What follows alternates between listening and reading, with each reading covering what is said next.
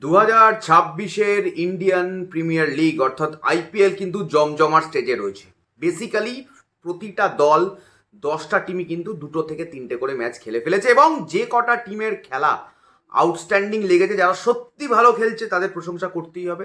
RCB কালকে একটা দুর্দান্ত জয় এগেনস্ট চেন্নাই সুপার কিংস, 250 রানের টার্গেট। সেইখান থেকে ভাই 250 রান যখন করে ফেলেছিল তখনই বুঝেছিলাম যে চেন্নাই পারবে না। তাও চেন্নাই যে 200 টপকেছে, that is a good thing for Chennai. চেন্নাইয়ের টিমটা তো এইবার আর সেরকম আমার সেটেল লাগছে না, কারণ ধোনি খেলছে না, জাদেজাও বেরিয়ে গেছে, জাদেজা রাজস্থানে চলে গেছে এবং অল ওভার একটা আমি বলবো যে শিফট হচ্ছে, একটা নতুন নতুন বেশ নতুন নতুন মুখ আমরা দেখতে পাচ্ছি চেন্নাইতে। তারা শিফট করে রিস্ট্রাকচার করছে তাদের টিমটাকে।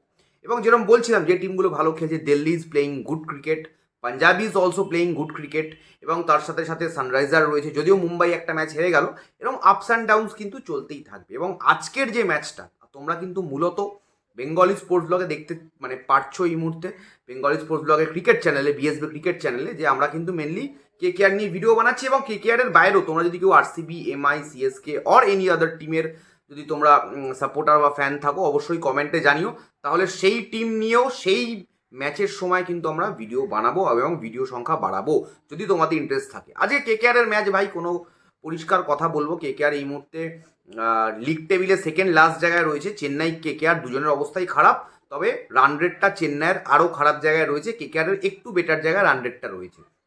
আজকের ইডেন গার্ডেন্সে ম্যাচ আমরা কি কি চেঞ্জেস টিমটাতে দেখতে চলেছি। প্রথম কথা, ক্যামেরন গ্রিন আজকে খেলবে বলে আমার মনে হচ্ছে, বিকজ ক্যামেরন গ্রিন কিন্তু লাস্ট 2টো প্র্যাকটিস সেশনে কিন্তু বল করেছে, অর্থাৎ আজকের ম্যাচে ক্যামেরন গ্রিনকে as a bowler KKR use করতে পারবে বলে আমার মনে হচ্ছে। এবং প্রথম 2টো ম্যাচে যখন কেকেআর ম্যানেজমেন্ট জানতো যে ক্যামেরন গ্রিনকে অ্যাজ এ বোলার হিসাবে ইউজ করতে পারবে না, সেই সময় আমার মনে হয়েছে নয় রচিন রবীন্দ্রা অর রোভম্যান পাওয়ালকে কিন্তু খেলানো উচিত ছিল। সেখানে ক্যামেরন গ্রিনকে কেন খেলিয়েছে আমি জানি না। Cameron Green is a quality allrounder, but as a batter কিন্তু আমি শুধুমাত্র ক্যামেরন গ্রিনকে চুজ করতে পারি না, সেইখানে আমার হাতে আরও অপশান ছিল।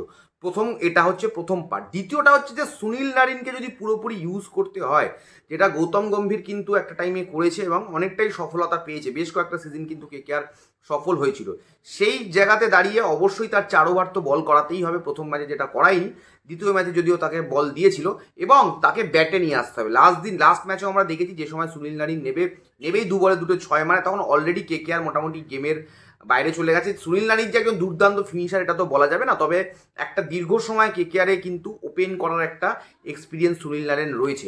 সেই জায়গায় সুনীল নারিনের সাথে যদি আমি ফিন অ্যালানকে ওপেন করতে দেখি, সেটা আমার মনে হয় বেটার হবে টিমের জন্য। এবং ফিন অ্যালানের জন্য আমি একটা জিনিস বলবো, ফিন অ্যালান হয়তো একটা মেন্টালিটি নিয়ে খেলছে, this is a T10 match, this is not a T10 match, this is a T20 match. 20 ওভারের খেলা, সব বলে 6 মারতে হবে ভাই, এরকম কোনো ব্যাপার নেই। 1 ওভারে 25 রান 20 রান 25 রান এসে যাওয়ার পরে লাস্ট ম্যাচও আমরা দেখি দুর্দান্ত স্টার্ট করেছিল কেকেআর ফার্স্ট ওভারে, তারপরে স্ট্রাইক রোটেট করে পার্টনারশিপ বিল। হ্যাঁ অবশ্যই পাওয়ার প্লেতে টার্গেট রাখতে হবে যে পার ওভার 15 রান টার্গেট রাখতে হবে।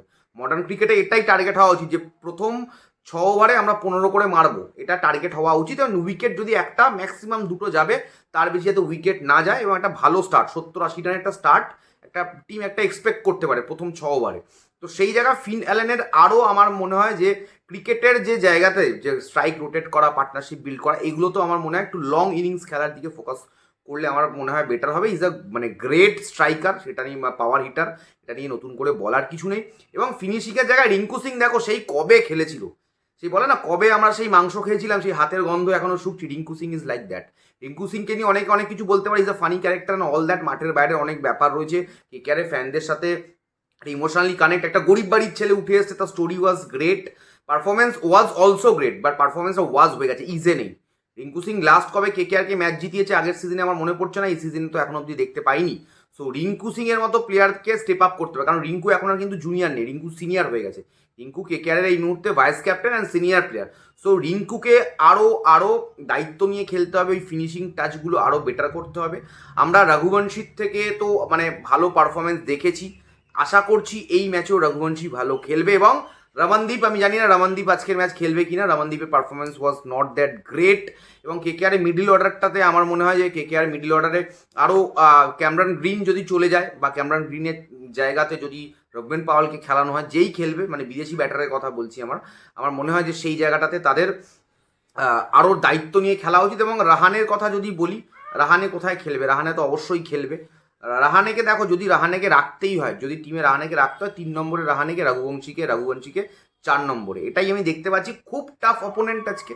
উল্টো দিকে ভালো ভালো প্লেয়ার রয়েছে, শ্রেয়াস আইয়ার রয়েছে, যেটা কেকেআরের একটা ঐতিহাসিক ভুল, যে ভুলটা মানে আমি 2 বছর আগেই বুঝতে পেরেছিলাম, 1 বছর আগেই বুঝতে পেরেছিলাম, যখন একটা চ্যাম্পিয়ন ক্যাপ্টেনকে কেউ ছেড়ে দেয়, দিয়ে 25 কোটি টাকা ওকে দিতে পারেনি, ঠিক আছে, ভেঙ্কটেশ আইয়ারকে দিয়েছে, এবারে ক্যামেরন গ্রিনকে দিয়ে, মানে শ্রেয়াস আইয়ারকে ছেড়ে দেওয়া একটা ঐতিহাসিক ভুল। এবং শেষ 4-5 বছরে যদি আইপিএলের মোটামুটি আমরা রেজাল্টস দেখি, সেইখানে কিন্তু শ্রেয়াস আইয়ার কিন্তু one of the successful captain. শুধু চ্যাম্পিয়ন হয়েছে তা নয়, আগের বারেও পাঞ্জাবকে ফাইনালে নিয়ে গেছিল, এবং সব টিমের যে টিমেই খেলছে সেখানেই ভালো পারফরমেন্স করছে।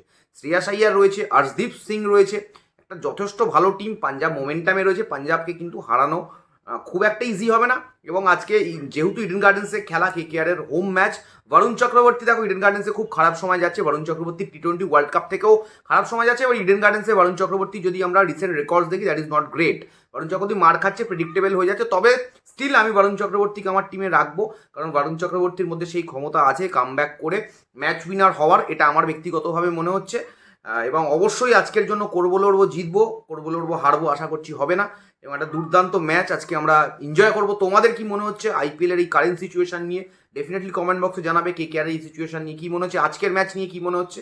যখন তোমরা ভিডিওটা দেখছো তার কিছু ঘন্টা বাদে এই ম্যাচটা শুরু হবে, এবং অবশ্যই ম্যাচের পরে আমরা আবার একটা ভিডিও নিয়ে আসার চেষ্টা করবো, যে ভিডিওতে আমরা ম্যাচ নিয়ে ডিসকাস করবো। এবং তোমরা যারা যারা আইপিএলে কেকেআরের ফ্যান রয়েছে, গ্রেট। কেকেআরের বাইরে যারা যারা ফ্যান রয়েছে প্রত্যেকে কমেন্ট করে জানাও যে তোমরা কি তোমাদের টিমের ম্যাচের আগে বা পরে তোমরা ভিডিওগুলো দেখতে চাইছো। এবং অবশ্যই আশা করছি ক্রিকেটের চ্যানেলে ক্রিকেট নিয়ে আলোচনা হবে। যারা আমার বিএসবি যে আরেকটা চ্যানেল রয়েছে, যেটা ফুটবলের চ্যানেল, বেঙ্গলি স্পোর্ট ব্লগ, সেইখান থেকে যারা দেখছে যারা ডেফিনেটলি আমায় চেনে, যারা না চেনে তাদেরকে বলে দিচ্ছি, আমি content creator, sports content creator বলা যেতে পারে আমাকে। বিভিন্ন খেলা নিয়ে আলোচনা করে থাকি। অবশ্যই চ্যানেলটাকে সাবস্ক্রাইব করো এরকম আরও ভিডিও দেখার জন্য। এখনের মতো সকলকে টাটা।